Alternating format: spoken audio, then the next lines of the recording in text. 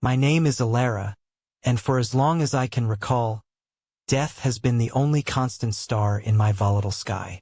It wasn't a desire for self-destruction, not exactly, but a profound resignation, a weary curiosity about the void. I grew up adjacent to the kind of despair that doesn't scream but settles deep in the bones, a quiet rot inherited from a childhood marked by loss and emotional neglect. My mother always said I had a penchant for the dramatic, but I preferred to think of it as a morbid sense of realism. I lived near the outskirts of Oregon, close enough to feel the perpetual cold breath of the Blackwood Forest.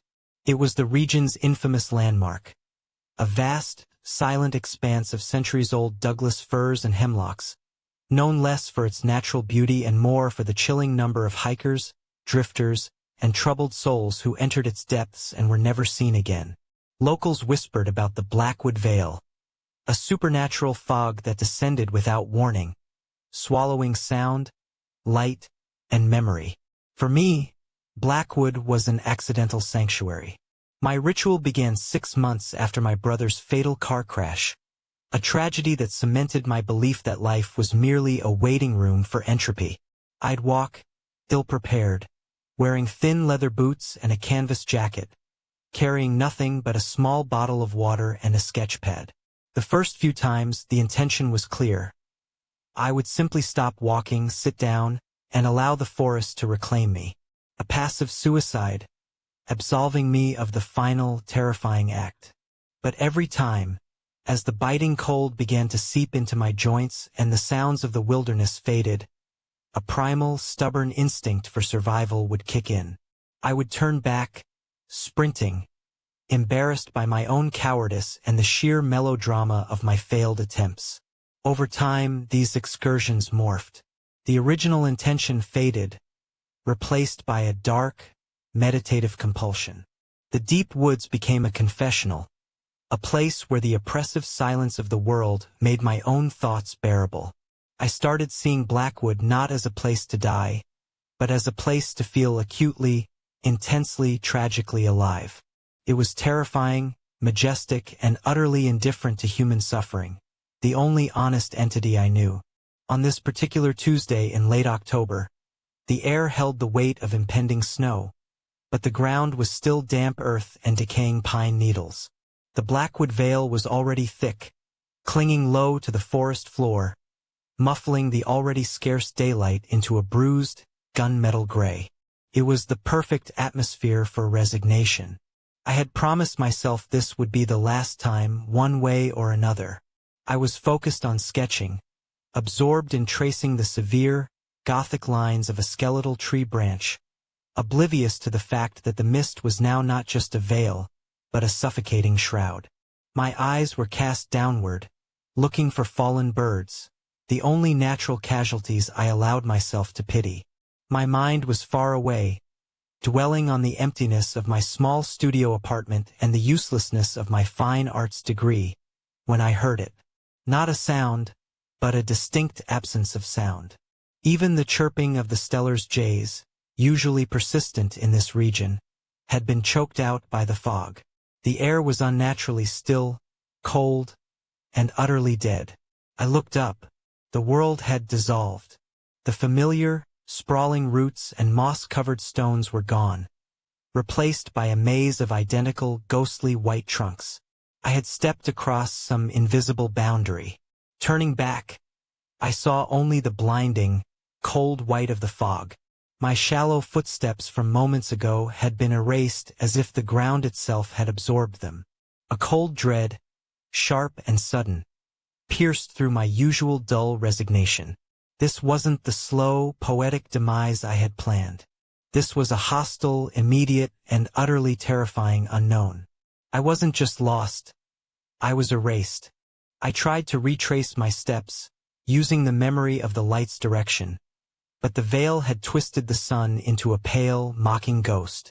I found a narrow, rocky creek I was sure I had crossed moments before, leaping over the slippery stones. But when I checked the opposite bank, there were no corresponding tracks. The creek stones at this exact spot were too far apart to jump. I would have had to wade, and I hadn't. Panic, real, nauseating panic, flooded my senses. My plan had been idiotic, yes, but this felt deliberately orchestrated. I followed the creek desperately, west, then east, my heart hammering against my ribs, searching for the phantom footprints that would prove I had arrived here by human error, and not by some unseen, malicious design. But Blackwood only offered silence and the deepening blue haze of twilight, whispering a simple truth: you are alone, and no one is coming. The realization that I was irrevocably lost did not bring the calm resignation I had always sought in the forest. It brought a savage, clawing fear. The philosophical comfort of passive death was instantly obliterated by the brutal reality of survival. I was cold, damp, and the rapidly fading twilight meant that the temperature would soon plummet to lethal levels.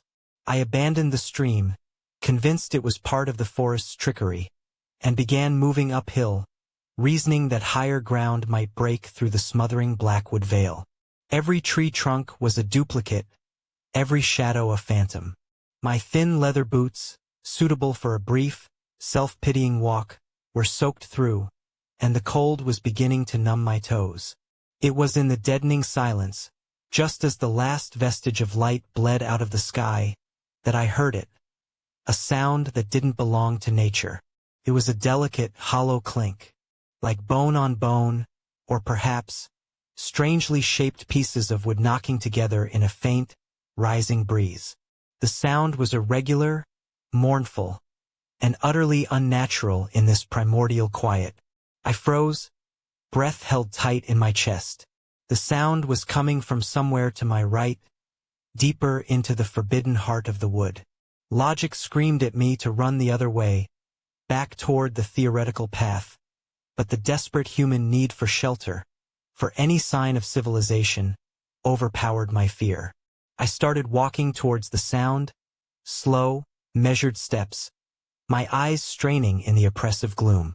The clinking grew louder, faster, revealing itself to be a kind of primitive wind chime. And then, through a sudden, momentary thinning of the fog, I saw it. A structure. It was a cabin, but not the expected crumbling log shack of an old hermit. This was a relatively modern, two-story wooden structure, painted a severe, dark green that drank the surrounding shadow.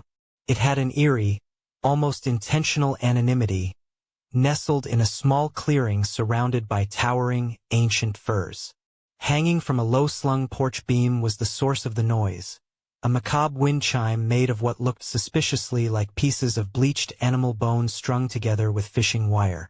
My heart surged with a painful, dizzying mix of relief and profound unease. Who would build a place like this, so deep in the woods, with such a grotesque welcome sign? I approached cautiously.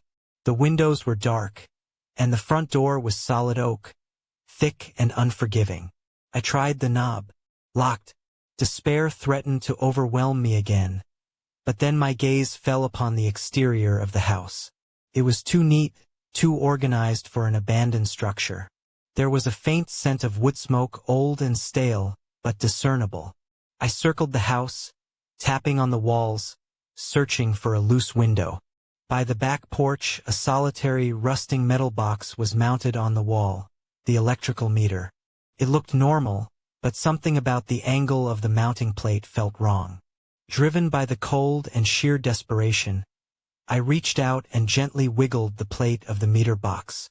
It gave way with a soft click. Behind the meter box, concealed within the hollowed-out space of the wall, was a single old-fashioned brass key. It was cool and heavy in my hand. As my fingers closed around the metal, a noise erupted directly behind me. It wasn't the wind chime. It was a sharp, sibilant intake of breath, followed by a low, female hiss that sliced through the fog. No! It was a single, raw, and utterly desolate word. I spun around, dropping the key in my shock. Standing only 10 feet away, partially obscured by the swirling mist, was a figure. A woman. She was impossibly thin, her dark hair hanging in wet, lank strands that mostly hid her face. Her clothes were heavy, dark rags. But it was her eyes that terrified me. They were a vivid, impossible crimson, reflecting the non-existent light with a maniacal, feverish intensity. She wasn't just standing there. She was vibrating with a desperate, terrible energy, her shoulders hunched as if in perpetual defense. I didn't pause to analyze. My survival instinct, triggered so violently, was now a roaring engine. I snatched the key from the dirt, fumbled it into the oak door's lock, and wrenched the door open. As I lunged inside, slamming the heavy door shut, I risked one last, terrified glance through the narrow windowpane beside the lock.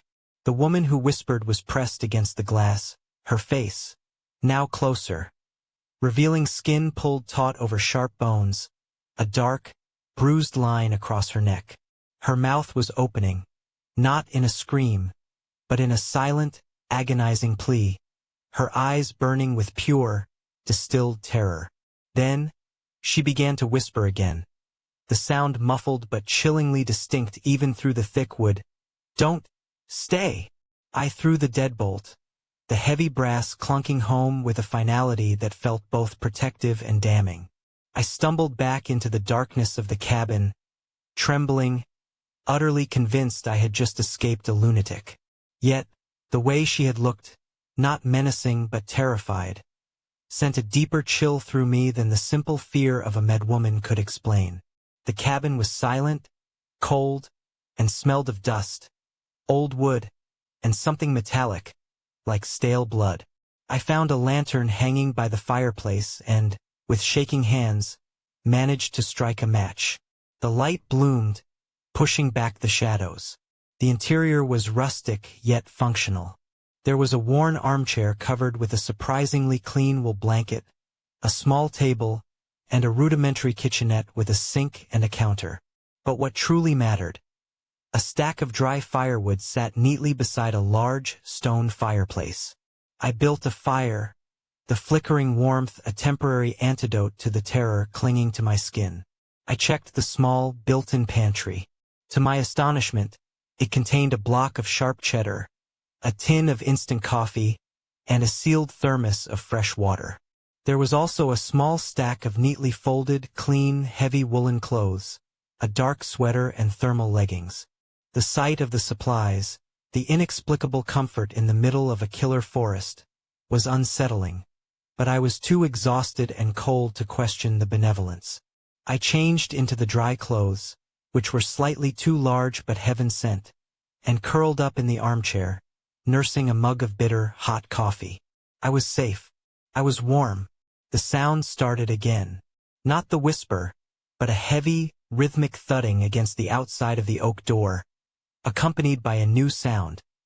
The low, scraping sound of fingernails dragging across the wood. The woman who whispered was back. She wasn't pleading now. Her voice, still a rasping whisper, was closer to a snarl, laced with a desperation that was almost frantic. "Leave!" She clawed at the wood. "He will kill you. He will take everything." The thudding continued, relentless and primal. I backed away from the door, pressing myself against the stone fireplace, my heart attempting to punch its way out of my ribs. Was she mad? Was this a test? Was she trying to lure me out to steal the warmth? I squeezed my eyes shut, whispering prayers I hadn't known since childhood. "Go away. Please, go away." The thudding stopped abruptly. There was only silence, heavy and complete, for what felt like an eternity. Then, the terrifying silence was broken by a soft, chilling sound, not from outside, but from somewhere above me. A creaking floorboard, followed by a faint, ragged breath. Someone or something was on the second floor. The faint, ragged breathing from the second floor was a sound infinitely more terrifying than the frantic pounding of the woman who whispered. The thudding had been external, a threat I could lock out. This breathing was internal, already inside my supposed sanctuary. A chilling confirmation that the cabin was not empty, and possibly not safe. I extinguished the fire, plunging the room back into near-total darkness, save for the weak, dancing glow of the lantern. I grabbed the fire poker, a heavy, cold piece of iron, and held it like a life raft. Every muscle in my body was tense, adrenaline pumping a toxic mix of panic and alertness through my veins. The sound repeated, a hesitant creak, followed by a soft, desperate exhale. It was coming from the narrow, winding wooden staircase tucked away near the kitchenette. I had to know. The anxiety of the unknown was a worse killer than the fear of confrontation. Holding the lantern low and the poker high, I crept toward the stairs. The air immediately grew colder near the top of the stairwell, a damp, grave-like chill that extinguished the lingering warmth of the fireplace. "Hello!" My voice was a useless, choked whisper. "Is anyone there?" Silence. I took the first step. The wood groaned in protest. I waited, listening for a response, a denial, anything human. Nothing. Step by step, I ascended the stairs, the beam of the lantern sweeping across dust-covered walls. The second floor was a long, dark hallway with 3 closed doors. The breathing seemed to be coming from the very end of the hall. As I reached the landing, I felt a distinct drop in temperature, so severe it felt like wading into cold water. My breath plumed white in the lantern light. I moved toward the last door, the poker held ready to strike. I pushed the door open with the toe of my boot. It was a small, cramped storage space, smelling strongly of mold and stale air. An attic room, really. The sloping ceiling was low, and cobwebs hung like shrouds. But the breathing was loud here, frantic, coming from a dark corner behind a stack of moth-eaten blankets. "Show yourself," I managed to bark, my voice shaking with forced bravery. The blankets shifted. Slowly, hesitantly, a head emerged. It was a girl or a young woman, perhaps in her late teens or early 20s. Her hair, a pale, unmistakable shade of blonde, was matted and clung to a face drawn tight with terror. Her body was slight, clad only in a thin, gray camisole and panties, completely inadequate for the freezing temperature. She was shivering violently, her eyes wide, black pools reflecting the lantern light. This was the second haunted presence, the blonde girl. "W water," she stammered, her voice thin as spun glass. Please." Cold. Relief, absurdly, washed over me. She was human, cold, and clearly a victim, perhaps another hiker who stumbled upon this isolated place. I lowered the poker. "It's okay. I'm Alara. I have water downstairs and coffee. We need to get you warm." I took a step toward her. Her eyes widened impossibly further, fixed not on my face, but somewhere behind me, or perhaps through me. Her terror intensified to a level that was infectious. She began to shake her head violently, her lips pulling back from her teeth in a silent scream. "No, no, no, no, no," she rasped, pulling the blankets tighter around her. Don't look down. Don't look down." Her focus was on the floorboards beneath her. I knelt, pushing the blankets away slightly. The air here was heavy with the metallic tang I had noticed downstairs, but stronger. That's when I saw the cut. It began above her eyebrow, a thick, brutal line, slicing diagonally across her cheek. The edges of the wound were jagged and uneven, but that wasn't the worst part. The worst part was the depth. It was a gash that ran through the flesh, exposing the white, polished bone beneath, and a few teeth of her upper jaw. It was an impossible injury, something no living person could sustain without being in intense pain, or dead. And as she screamed, silent and raw, her upper lip twisted. There were no teeth there, just the raw, red interior of her mouth, stretching over an empty gum line. She was not shivering from cold. She was vibrating with the energy of a soul violently ripped from life, a spirit trapped in the image of its final, mutilated moments. She was a ghost, just like the woman who whispered. I scrambled backward, the poker clattering uselessly on the wooden floor. My mind raced, trying to reconcile the survival supplies downstairs with the ghosts upstairs. This wasn't an abandoned cabin. It was a cage. The blonde girl pointed a trembling, skeletal finger towards the floor. Her eyes, still wide with unspeakable horror, dropped to the first floor. And then, the heavy thud returned. But this time it wasn't the woman who whispered. The sound was different, heavier, more deliberate. It was the sound of a large, heavy boot connecting with the outer shell of the house. A single, resounding thud that vibrated up through the foundation and into the attic floorboards. Followed by another thud.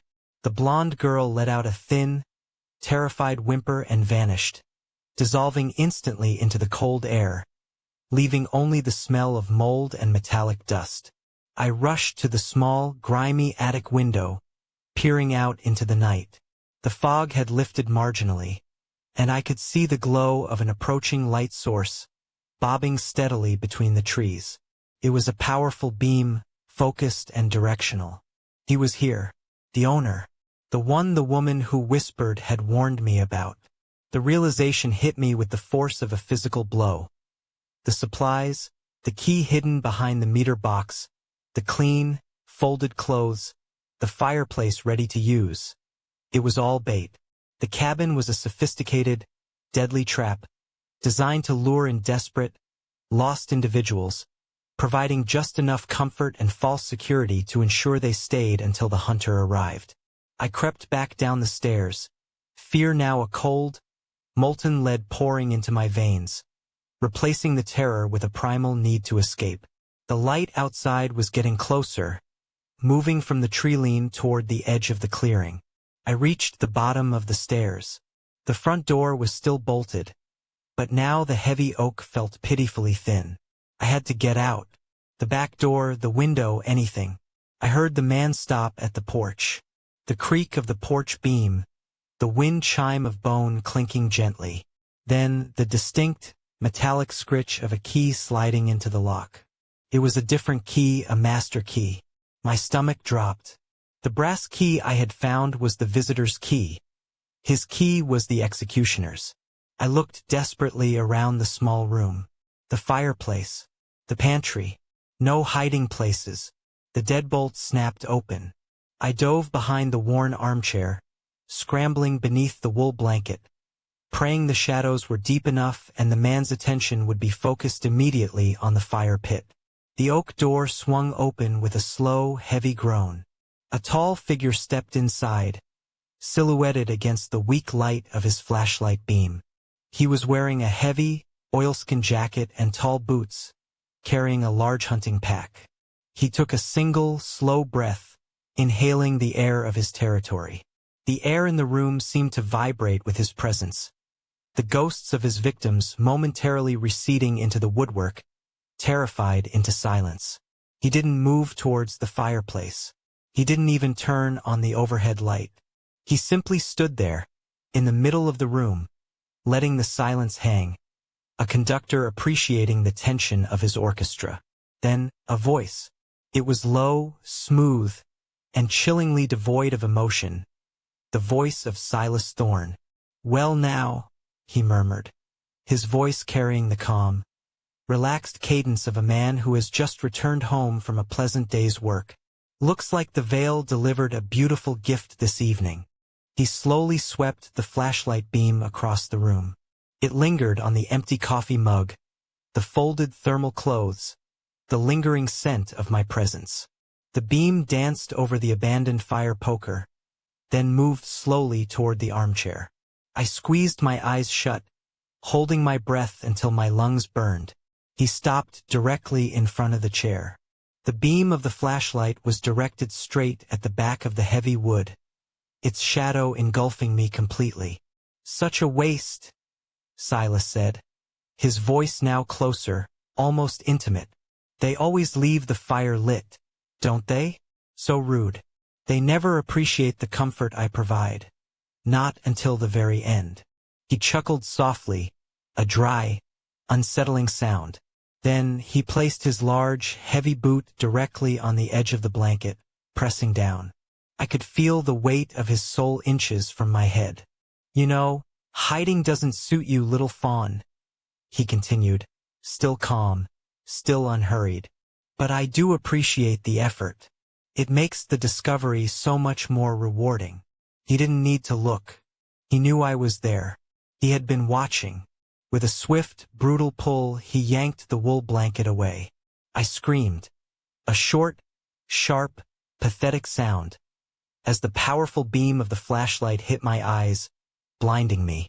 There you are, Silas whispered, his face still obscured in the shadows above the light. You look cold. Didn't you find the armchair comfortable last night? The question was a hammer blow. He hadn't just arrived. He had been watching, waiting, playing with me from the moment I set foot inside his lethal dollhouse. I was not a lucky survivor. I was a captive, and the night was just beginning. The blast of the flashlight left me momentarily blind, but the cold realization of Silas Thorne's presence, and his chilling knowledge of my movements, sharpened every other sense. I wasn't cold anymore. I was boiling with terror, a pure, white-hot instinct to survive that annihilated my former resignation. Silas stepped back, the light dropping slightly, allowing me to see him for the first time. He was a powerfully built man in his mid-40s, handsome in a rugged, outdoorsy way, his face framed by neatly trimmed dark hair. He had the easy, almost charming smile of a professional who was utterly confident in his work. But then there were his eyes. They were black and deep, not just the color of night, but the color of the abyss, cold, devoid of light, and terrifyingly intelligent. Ilara, he said, pronouncing my name with a sickeningly familiar intimacy. Such a beautiful, mournful name. You were hoping for something final, weren't you? That's why you came to Blackwood. The passive approach. I admire the aesthetic, but its sloppy execution. He crouched down, placing the flashlight gently on the floor so the beam pointed up, casting monstrous shadows on the ceiling. He pulled a length of thin, strong nylon cord from his pocket, inspecting it with casual disdain. You see, Ilara, the tragedy of the forest is that it doesn't appreciate art. It just reclaims. I, however, am a collector. I preserve the moment of despair, elevate it into something meaningful. Last night, you looked so fragile, curled up on that armchair, seeking comfort. And the armchair was comfortable, wasn't it? I like to offer my guests a reprieve before the performance begins. His calmness was suffocating. He wasn't a maniac. He was an artist discussing his craft, treating my impending torture and death as a curated experience. I found my voice, laced with dry desperation. Let me go. I won't tell anyone. I just want to leave. Silas chuckled, a low, guttural sound that seemed to come from his chest. Oh, my dear, the act of leaving is precisely what I prevent. You are the subject of my magnum opus. We can't abandon the canvas now. He moved swiftly, reaching for my arm. The touch of his gloved hand was brutal and immediate. This was the moment of decision: submit and die passively or fight and die fighting. The memory of my brother's empty passenger seat, and the grief I had tried to escape, surged back, but now it fueled rage, not despair. I didn't want to greet the void. I wanted to live. As Silas pulled me toward him, I lashed out with the only weapon I had left: my foot. I kicked him hard, blindly, in the side of his knee. He grunted, surprised, but didn't release his grip. The movement gave me half a second. I threw my weight forward, slamming my shoulder into the wooden table where the lantern rested. The lantern flew, spinning across the floor and smashing against the stone fireplace. It didn't explode, but the glass shattered, and the flames sputtered out, plunging the room into absolute, total darkness. Silas roared, a sound of pure, frustrated fury, entirely unlike his calm persona. Idiot! You've ruined the mood. The loss of the light was my only chance. I scrambled, blindly crawling away from the sound of his heavy boots. I didn't head for the front door, he would be guarding it. I headed for the back, the small kitchen area, hoping for a window or a poorly secured back door. He fumbled in the darkness, knocking over the armchair. Don't run, Alara. It only makes the hunt faster. I found the counter. My hand brushed against the cool metal of the sink. I ran my fingers along the counter's edge, searching frantically for a knife, a utensil, anything. All I found was the tin of instant coffee. You're cornered, little fawn, Silas hissed, his voice echoing in the darkness. He sounded closer, his breathing heavy and predatory. Just as his hand closed on my ankle, I spotted it. A faint, almost invisible outline of a back door, disguised as a continuation of the wooden wall paneling. I kicked out, breaking his grip. Then, I shoved the tin of coffee hard against the wall, hoping to create a loud, directional diversion. While Silas moved toward the sound, I worked the hidden latch of the door with desperate, shaking fingers. The lock gave way with a soft click. I yanked the door open and plunged out into the pre-dawn gloom, not bothering to close it behind me. It was still thick with the Blackwood veil, but the eastern horizon was beginning to glow with a faint, bruised purple light. I ran for the treeline, slipping on the wet pine needles, my thermal clothes snagging on thorns. No! Silas's furious shout echoed from the cabin. He was immediately behind me. I didn't look back. I ran toward the deep, silent woods, the place I had once courted for death, now desperately seeking life. I burst through the thicket and ran towards the clearing where his truck was parked, hoping to grab the keys or use it as cover. That's when I saw them. The woman who whispered and the blonde girl were standing side by side at the edge of the clearing, bathed in the sickly, gray light of the rising sun. The veil, thinning under the dawn, couldn't hide them now. In the darkness, they had been terrifying phantoms. In the twilight, they were something far, far worse. The woman who whispered was indeed covered in dark, heavy fabric, but now I saw that the fabric was stitched directly into her skin. Crude, thick sutures ran along her jawline, across her collarbone, and down the length of her exposed arms, holding together large, irregular patches of flesh that were slightly different colors, like a patchwork doll clumsily put back together. Blood, ancient and dark, was weeping slowly from the needle points, staining the thread black. Her lips were pulled back, not in a scream, but in a silent, agonizing grimace of regret. The blonde girl was worse. The large diagonal cut on her cheek was an open maw, and her eyes were fixed in wide, unblinking horror. Her whole torso and arms were missing patches of skin, revealing the glistening, raw fascia beneath, and her mouth gaped open to show the raw, empty gums. She was actively decaying, caught in an endless loop of her own demise. They weren't trying to scare me. They were trying to warn me, but they were bound, trapped, forced to witness the ongoing torment. They were the physical manifestations of the pain and terror Silas inflicted. As I hesitated, paralyzed by the horror of their true forms, Silas burst out of the cabin door, running toward me. He saw where my eyes were fixed. He didn't look away from the two spectral figures, nor did he look surprised. Instead, he simply smiled, a wide, genuine, chillingly proud expression. He looked at the mangled spirits of his victims with the same possessive satisfaction an artist would show for his most successful, unsettling work. "They are quite lovely in the light, aren't they?" he called out, his voice now confident and loud. "My collection is nearly complete, Alara. And you, my dear, are the perfect finale." He lunged. The proximity of the two mangled spirits gave me the last, desperate push of adrenaline. I dodged his tackle, sprinting past the two victims, who finally spoke in unison. Not whispers, but a combined, deafening shriek of pure, tormented agony. "Run!" I burst past the two figures and headed toward the one direction Silas hadn't secured. The old, overgrown trail leading deeper into the unknown wilds of Blackwood.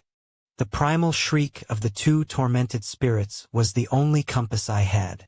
It wasn't a sound of warning, but a sound of eternal torment, and it fueled my legs. I burst onto the overgrown trail, the dense, suffocating canopy immediately swallowing the sickly purple light of dawn. Silas's heavy, rhythmic footsteps pounded behind me, closer than they should have been. He didn't need to see me. He was a creature of this forest, and he hunted by sound, scent, and sheer possessive confidence. "You can't outrun the forest, Alara." His voice was a baritone roar, laced with an awful, theatrical delight. "The veil keeps everyone in, especially the lost ones. It's a closed circle." I plunged blindly down a steep embankment, tearing through thick, wet ferns and thorny bushes. I wasn't running toward a path. I was running away from a person, prioritizing the most impassable terrain. The thermal leggings I wore were no match for the thicket.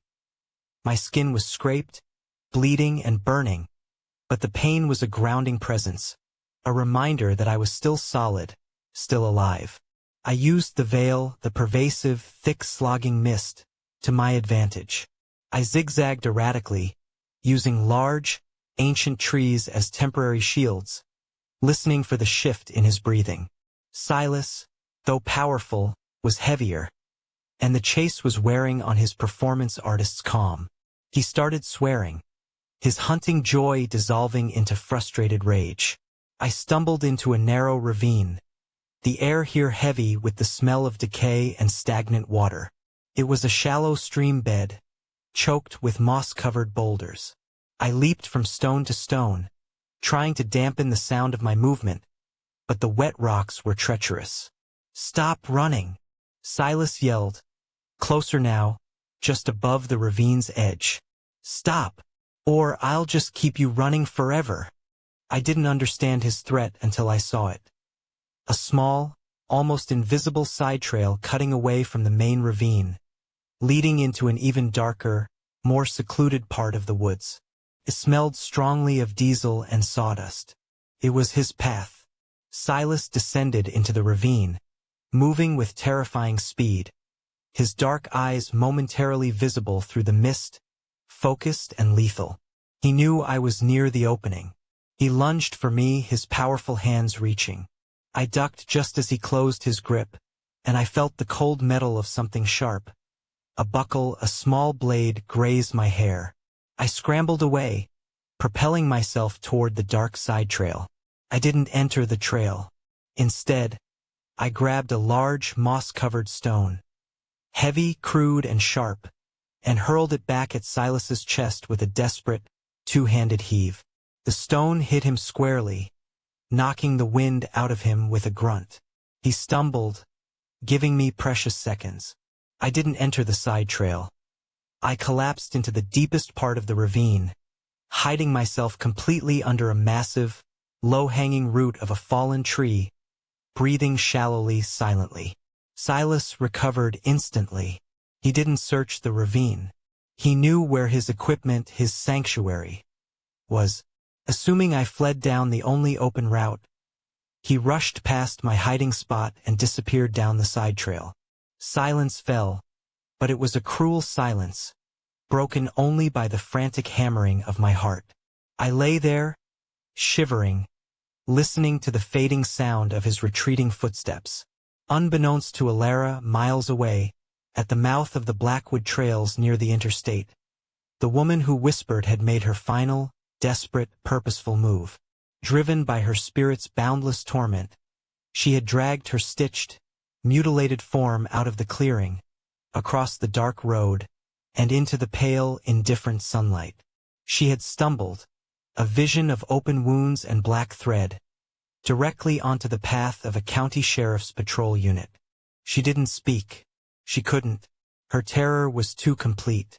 She only pointed, a skeletal, bleeding finger aimed directly into the deep, dark heart of the forest.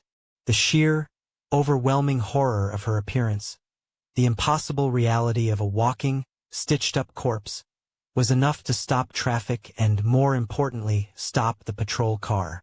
This was how Detective Marcus Cole, a man exhausted by 3 years of dead ends and missing persons reports from Blackwood, finally got his break. He saw the spectral figure, noted the impossible, deliberate stitching, and instinctively knew that this was not a prank or a drug-induced hallucination. This was a victim demanding justice. I crawled out from under the roots, bruised and weak, but alive. I knew the moment I heard Silas's footsteps fade that I had to follow his trail. That secluded path must lead somewhere concrete, somewhere that could prove this nightmare was real. I crept down the side trail. The path soon opened into a small, heavily shielded clearing, smaller and darker than the cabin's clearing. In the center stood a large, dilapidated shed, an outbuilding that hadn't appeared functional from the outside. The sight before me was worse than the sight of the ghosts. The shed's heavy door was slightly ajar, casting a narrow slit of light. Through that slit I saw Silas. He wasn't armed with a gun. He was armed with tools, surgical instruments, steel hooks, and lengths of chain hanging from a metal beam. He was looking at his collection of equipment, his face still twisted in furious anticipation. "You won't escape my art, Alara," he muttered to himself, his voice thick with sick commitment. He reached for a heavy leather apron hanging on the wall. Just as I prepared to turn and flee back into the woods, a noise cut through the silence of the clearing. The high, steady whine of an approaching engine, not the heavy growl of a truck, but the distinct sound of a police cruiser pushing through the rough terrain. Silas froze, his eyes widening, not in fear, but in disbelief at the intrusion. The police car, a mud-splattered county sheriff's SUV, burst into the main cabin clearing, sirens silent but lights flashing urgently through the trees. The door of the SUV flew open, and Detective Marcus Cole emerged. A tall, sturdy man in a faded field jacket, his shotgun held ready. He had an expression of grim determination, having seen enough unexplained horror at the roadside to bypass all caution. Marcus didn't see Alara hiding near the shed. He saw the main cabin, the shattered lantern glass, and the tracks leading away. He swept the area, his eyes immediately settling on the open shed door.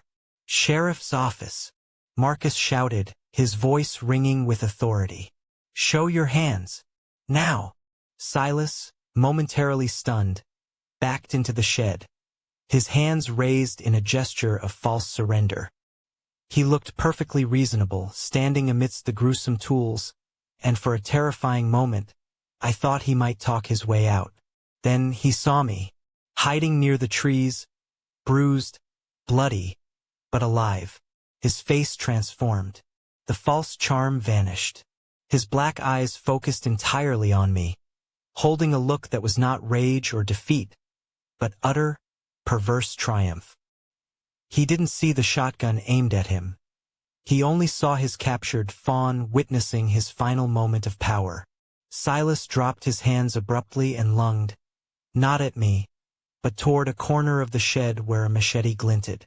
"Stop!" Marcus roared. The sound of the shotgun blast was deafening, tearing through the heavy silence of Blackwood. Silas Thorne collapsed, a dark, star-shaped hole blooming instantly on his chest. He fell hard, knocking over a rack of heavy tools.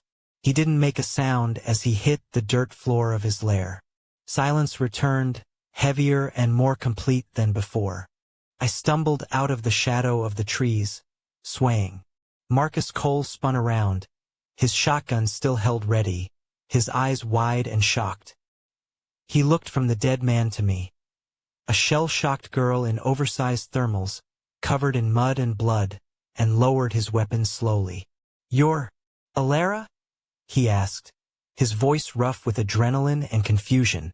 I could only nod, tears finally cutting clean paths through the grime on my face. The investigation that followed was swift and horrifying.